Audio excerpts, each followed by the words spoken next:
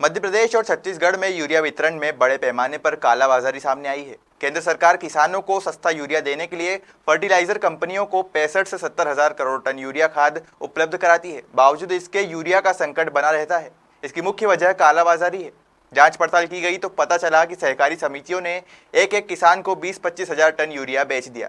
कुछ को कागजों में दिया तो कुछ मिल गया, लेकिन जरूरतमंद किसान अभी खाली हाथ हैं। इस कालाबाजारी की कुछ जगह जांच हो चुकी है और कुछ जगह चल रही है। हकीकत यह है कि केंद्र सरकार ने सब्सिडी वाला यूरिया दिया, लेकिन वो किसानों तक नहीं पहुंचा। यूरिया का एक बैग बाजार में लगभग 500 रुपये में बिक रहा है। ऐसे में प्रति मीट्रिक टन पर 4,840 रुपये का खेल होता है, क्योंकि 1 मीट्रिक टन में 22 यूरिया के बैग आते हैं।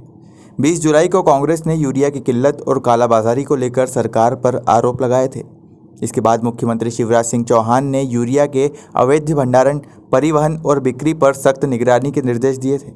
इसके बाद 2,402 विक्रय केंद्रों का निरीक्षण किया गया था। क्या परेशानी आ रही है? परेशानी ये आ रही कि हम 2 बही लेके आए, एक बही पे हमको दिया, दूसरी बही पे उन्होंने बोला कि हम इस बही पे नहीं देंगे, ये किसके नाम से। हमने कहा हमारे छोटे भाई के, उसकी बही लेके आए। बोले नहीं, उन्हीं को आना पड़ेगा, उन्हीं का आधार कार्ड लगेगा। तो ऐसे उन्होंने बताया। तो यही तो समस्या है, परिवार में एक व्यक्ति लेके आता और ले जाता है, लेकिन यहाँ एक व्यक्ति नहीं, सारे परिवार को लेके आना पड़ेगा जब वो यूरिया मिलेगा। परेशानी आ रही है आपको? हमको जो परेशानी आ रही, एक जने 4 जनों के नाम की वही लाए भी नहीं दे रहे, बल्दियत एक ही लग रही, 4 भाई अलग अलग। आपकी वही 4 नाम से है? हाँ। परिवार के? हाँ। तो कह रहे हैं 4 ही आओ, 4 ही लोगों को आना पड़ेगा। हाँ। क्या नाम है आपका? कृष्ण कुमार शर्मा। कहाँ से? श्री संधि।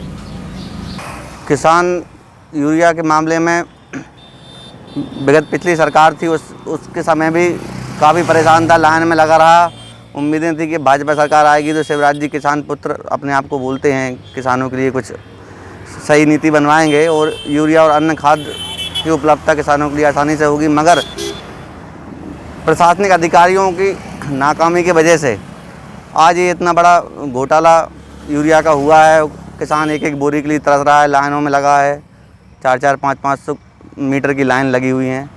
एक एक बोरी, धान का सीज़न चल रहा है, धान की खेती में यूरिया प्रचुर मात्रा में लगता है और किसानों को ना मिलने की वजह से उससे धान की खेती भी प्रभावित हो रही है। लगातार उजागर हो रहे यूरिया घोटाले में नरसिंहपुर जिले में किसानों को यूरिया आवंटित करने के मामले में बड़ी गड़बड़ी सामने आई है। 22 किसानों को 900 मीट्रिक टन यूरिया आवंटित कर दिया गया है। पोर्टल पर यह जानकारी सामने आने पर हड़कंप मच गया है। अब इस बात की जांच की जा रही है कि यह तकनीकी गड़बड़ी है या फिर किसानों के नाम पर यूरिया की कालाबाजारी। इसी के चलते गाडरवारा से कांग्रेस विधायक श्रीमती सुनीता पटेल ने कहा कि वह जिले में गाडरवारा के आज तक के सबसे बड़े घोटाले कहे जाने वाले यूरिया घोटाले को विधानसभा में भी उठाएगी। श्रीमती पटेल ने कहा कि किसके आदेश पर गैर किसानों को इतनी बड़ी मात्रा में यूरिया का आवंटन किया गया है, एवं उन्होंने कहा कि वो इस संबंध में पूर्व मुख्यमंत्री कमलनाथ से भी चर्चा करेंगी। ये बहुत बड़ा एक घोटाला है।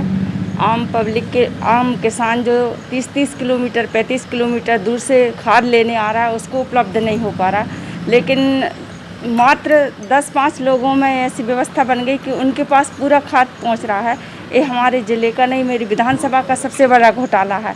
प्रशासन के अधिकारियों से इस पर चर्चा हुई और मैं इसके लिए कल भोपाल जा रही हूँ। वरिष्ठ अधिकारियों से या हमारे वरिष्ठ जो हमारे पूर्व सीएम कमलनाथ जी से भी मैं चर्चा करूँगी और इस घोटाले की व्यापक पूरी जांच होना चाहिए और जिनने ये गलती करी है उनके ऊपर कार्रवाई भी होना चाहिए। हमारे क्षेत्र का किसान खेती पर निर्भर है और आज इतना परेशान हो रहा है।